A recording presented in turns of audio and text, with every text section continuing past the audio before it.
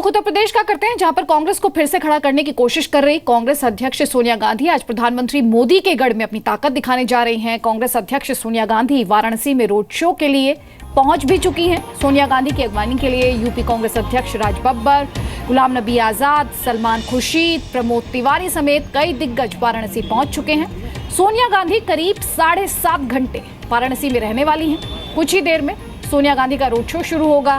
कांग्रेस अध्यक्ष का काफिला अंबेडकर प्रतिमा पार्क से शुरू होकर पंडित कमलापति त्रिपाठी प्रतिमा पार्क पर खत्म होगा। सोनिया गांधी काशी विश्वनाथ के दर्शन करेंगी और दोपहर 3 बजे एक जनसभा को भी संबोधित करेंगी। कांग्रेस ने भले ही वाराणसी में आज के कार्यक्रम को लेकर पूरी तैयारी की हो, लेकिन जानकार कह रहे हैं कि खास नजर पूर्वांचल में रहने वाले वोटरों पर है और कांग्रेस उन्हीं को लुभाने की कोशिश कर रही है। वाराणसी में सोनिया गांधी का रोड शो करीब 6.5 किलोमीटर लंबा होगा। जी मीडिया संवाददाता अमित सिंह और डिटेल्स दे रहे हैं अपनी इस रिपोर्ट में। कांग्रेस अध्यक्ष सोनिया गांधी के रोड शो को लेकर तैयारी पूरी हो चुकी है। इसी अंबेडकर प्रतिमा से सोनिया गांधी जी का रोड शो शुरू होगा।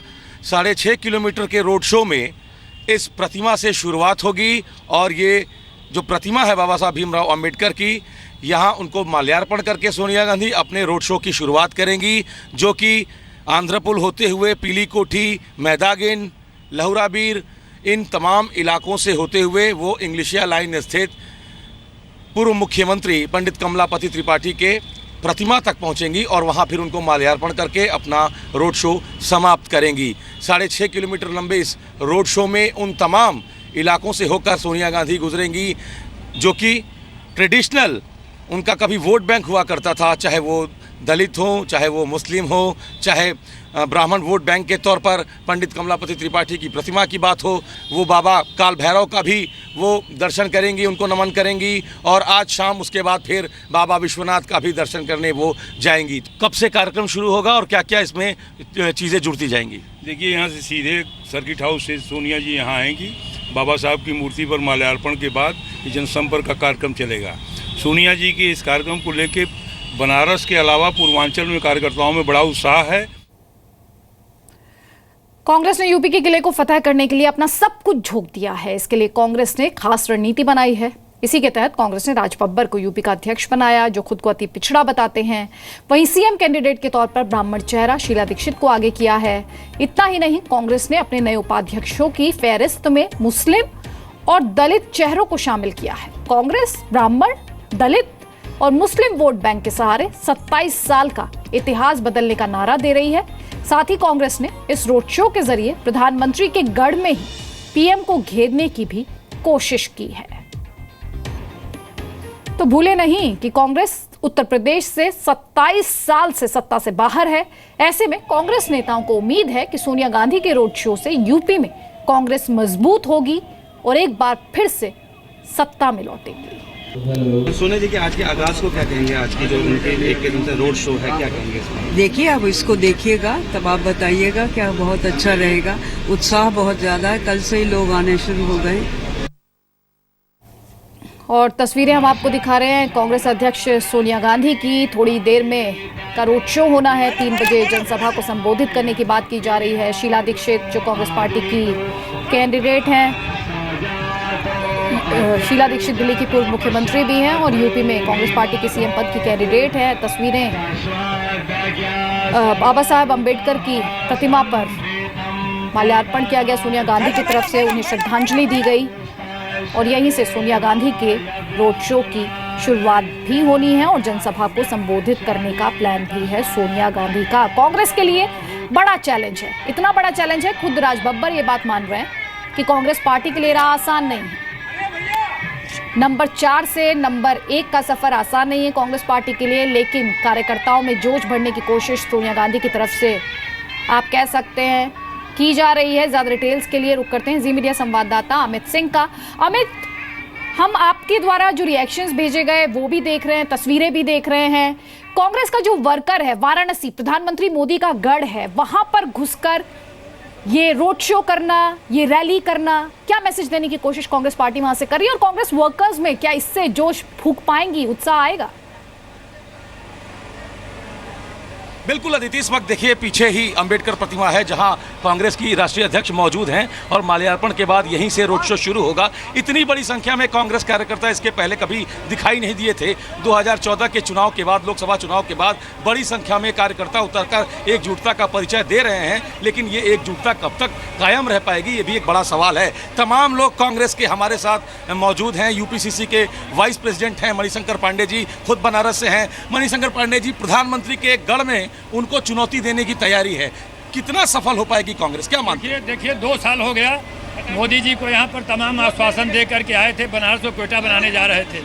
आज मैं समझता हूँ कि बनारस की हिंदुस्तान में जितनी खराब हालत है, पूरे देश में, पूरे प्रदेश में इतनी खराब हालत नहीं होगी। सोनिया जी ने बनारस के ही आधार पर आज बनारस को देखने आई हैं कि प्रधानमंत्री जी ने बनारस में क्या विकास किया है, यही हमारा मॉडल होगा।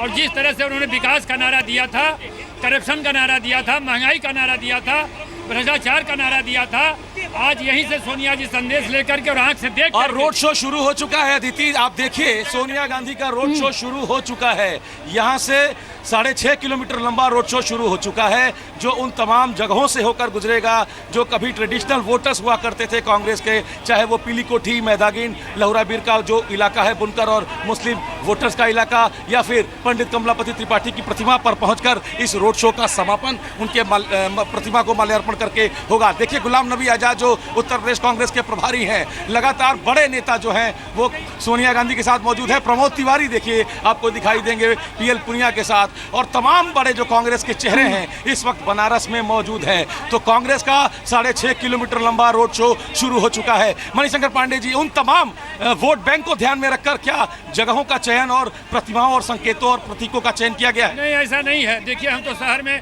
एक छोटे से सिंबॉलिक रूप में छोटे एरिया को लिए हैं, पूरे शहर को हमने छोड़ रखा है।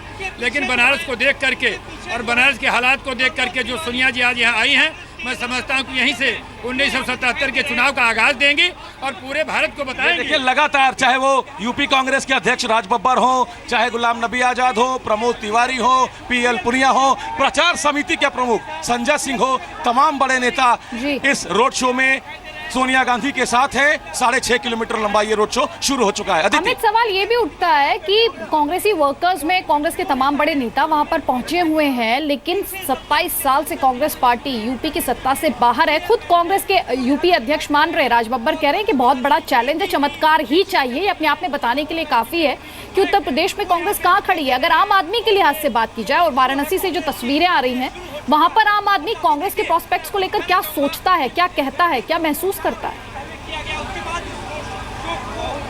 देखिए निश्चित रूप से ये बहुत बड़ा सवाल है, चूंकि गुटों और कई समूहों में बटी हुई है कांग्रेस। लगातार 27 साल से कांग्रेस का नुकसान ही हुआ है, और ये जो एकजुटता का परिचय आज कांग्रेसी कार्यकर्ताओं की तरफ से दिया जा रहा है, ये महज एक दिन का राजनीतिक मेला है या ये कंटिन्यू रहेगा, ये एक बड़ा सवाल है। मुझे ये बताइए, इसको कंटिन्यू रखने के लिए बहुत मेहनत करनी होगी। तमाम गुटों में बटे हुए हैं आप, कैसे एकजुटता आप दिखाएंगे? कोई बंटवारा नहीं है।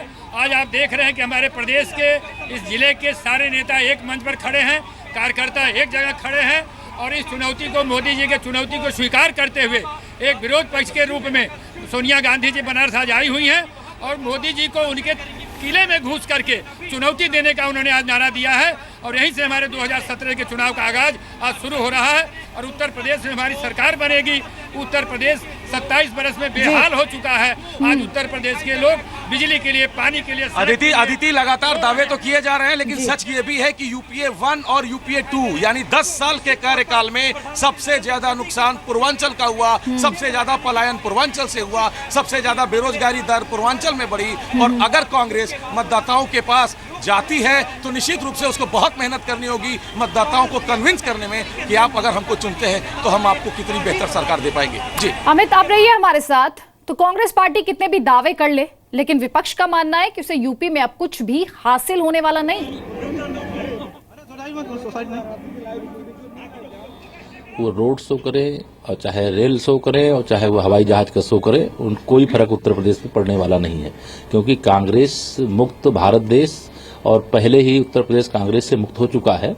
और उन्होंने वाराणसी को चुनने का काम किया है। वो एक दल की नेता है, मुझे उस पर कुछ नहीं कहना है, लेकिन कांग्रेस की हैसियत उत्तर प्रदेश में एक सांसद जिताने की नहीं थी। स्वयं सोनिया जी और राहुल जी इसलिए चुन करके आए कि समाजवादी पार्टी के साथ उन्होंने अमेठी और रायबरेली में गठबंधन किया था, इसलिए उनकी हैसियत क्या है जनता उनको बता चुकी है। और उनका कोई रोड शो, उनका कोई इस प्रकार का कार्यक्रम जनता पर कोई प्रभाव नहीं डालने वाला है। दलों को पूरा अधिकार है कि अपना चुनाव अभियान शुरू करें। समाजवादी पार्टी पहले ही शुरू कर चुकी है, कांग्रेस ने शुरू किया है, कांग्रेस का निजी मामला है। और जी मीडिया संवाददाता अमित सिंह लगातार जहां से इस रोड शो की शुरुआत हुई है वहीं पर मौजूद हैं। सोनिया गांधी के इस रोड शो से जुड़ी हर खबर आप तक पहुंचा रहे हैं। अमित सिंह, अभी कांग्रेस के नेता से आप बात कर रहे थे, लगातार वो बीजेपी कर रहे थे, तो क्या ये माना जाए उत्तर प्रदेश में कांग्रेस के लिए सिर्फ दुश्मन बीजेपी है, समाजवादी पार्टी और बीएसपी उन्हें वो दुश्मन के तौर पर नहीं देखती, ऑपोजिशन के तौर पर नहीं देखती? निश्चित रूप से एक बड़ा सवाल है। मुझे ये बताइए, 2017 में आप सत्ता में आना चाहते हैं, ठीक, सत्ता में समाजवादी पार्टी है, आप उसको हटाने की बात तो कर नहीं रहे हैं, आप बीजेपी को निशाना साध रहे हैं, तो 2019 को लेकर ये रोड शो है कि 17 को लेकर? देखिए, ये रोड शो 2017 के लिए भी है और 2019 के लिए भी। लेकिन सपा और बसपा का नाम तो नहीं है आपने। सपा और बसपा दोनों पर इसलिए मैं कह रहा हूँ, मैं क्योंकि मोदी जी के क्षेत्र में ये यात्रा शुरू हुई है, इसलिए पहले हमने मोदी जी पर लिया। और मोदी जी जिस तरह से कांग्रेस की नीतियों के लिए, कांग्रेस के खिलाफ भ्रष्टाचार का सवाल उठा करके झूठा आरोप लगा करके एक चीज मणिशंकर जी मेरी बात सुनिए। आप लगातार, आपकी संख्या कम होते जा रही है, कार्यकर्ताओं की संख्या कम होते जा रही है, आप इस पर तो कोई बात नहीं कर रहे हैं, आप कंस्ट्रक्टिव पॉलिटिक्स पर भरोसा कर रहे हैं कि नेगेटिव पॉलिटिक्स? आज का सैलाब देख करके या आभास होना चाहिए कि उत्तर प्रदेश सरकार के खिलाफ और मोदी जी के सरकार के खिलाफ, दोनों के खिलाफ उत्तर प्रदेश का यह जन सैलाब है। और यह जन संदेश है कि आने वाला दिन मोदी के लिए भी और अखिलेश के लिए भी ये जाने की और विदाई का दिन है। ये आज का सैलाब आपको बता रहा है। देखिए, लगातार जो दावे हो रहे हैं कांग्रेसी नेताओं की तरफ से, वो दावे अपनी जगह है अदिति, लेकिन सच यही है कि गुटों में बटी हुई कांग्रेस, समूहों में बटी हुई कांग्रेस आज भले एकजुटता का परिचय ये दे रहे हों, लेकिन आगे कंटिन्यू कर पाएंगे कि नहीं, ये अपने आप में एक बड़ा सवाल है। चूंकि लगातार कांग्रेस की स्थिति खराब होती रही है उत्तर प्रदेश में, और अभी भी कोई बहुत मजबूत रोड मैप फिलहाल दिखाई नहीं दे रहा कांग्रेस की तरफ। बहुत बड़ा चैलेंज है चमत्कार। अगर राजबब्बर के लफ्जों का इस्तेमाल करूं तो चमत्कार की कांग्रेस पार्टी को उत्तर प्रदेश में जरूरत है। अमित, आपका फिलहाल बहुत बहुत शुक्रिया। एक छोटे से ब्रेक के लिए यहाँ पर रुक रहे हैं, जल्द लौट रहे हैं, कुछ और खबरें दिखाएंगे आपको। आप रहिए जी न्यूज़ के साथ।